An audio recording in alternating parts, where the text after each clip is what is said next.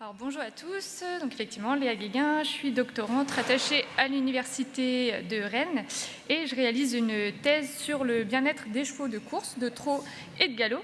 Et donc dans ce cadre-là, j'ai le plaisir aujourd'hui de vous présenter une étude qui porte sur l'impact des fréquences acoustiques sur le bien-être des chevaux de course.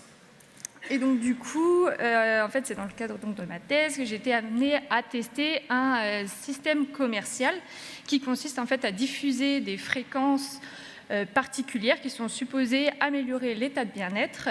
Et ce système, il vous a d'ailleurs été présenté déjà ce matin par la société Excellessence. Alors juste pour introduire un petit peu cette étude, il faut savoir qu'il y a plusieurs recherches qui ont déjà été menées, mais qu'il y a des effets contradictoires dans ces recherches, notamment chez l'humain, où on remarque qu'il y a plusieurs études qui ont été faites au niveau de la musique, mais qu'on voit qu'il y a des différences en fonction du type de musique et qu'en plus, il semblerait qu'il y ait plus d'impact de type de fréquence plutôt que de la musique à proprement parler. Et ça n'a jamais été testé sur les chevaux. Il y a uniquement eu des études sur la musique sur les chevaux, mais pas vraiment sur la fréquence à proprement parler. Donc c'était vraiment l'idée de cette étude-là, de tester un système basé sur des fréquences pures, choisies pour leur effet confirmé ou supposé donc sur l'état de bien-être. Alors pour ce faire, on a observé 12 chevaux, donc des pur sang qui vivaient dans des conditions classiques pour ces chevaux de course, c'est-à-dire des conditions restreintes, donc en box permanent, avec une heure d'entraînement le matin et avec un travail qui est quand même assez intensif. Et du coup, on a pris tout un ensemble de mesures sur les chevaux qu'on a regardé avant, pendant et après les diffusions de ces fréquences, donc au niveau comportement, posture, mesures sanitaires et aussi au niveau des prises de sang, on a fait des relevés sanguins. Alors, en termes de résultats, il y a vraiment des résultats nets qui apparaissent.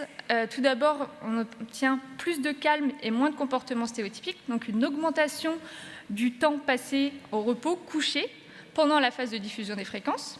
Aussi, une baisse drastique des nombres de comportements stéréotypiques et aussi une amélioration des paramètres sanguins, donc notamment le taux de VGM qui a diminué. Donc VGM, volume globulaire moyen, donc c'est un indicateur de stress à l'entraînement.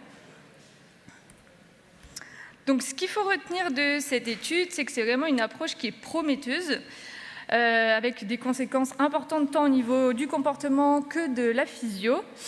Évidemment, cela ne peut absolument pas se substituer à une reconsidération des conditions de vie et d'entraînement, donc au travail et hors travail des chevaux, pour améliorer leur état de bien-être.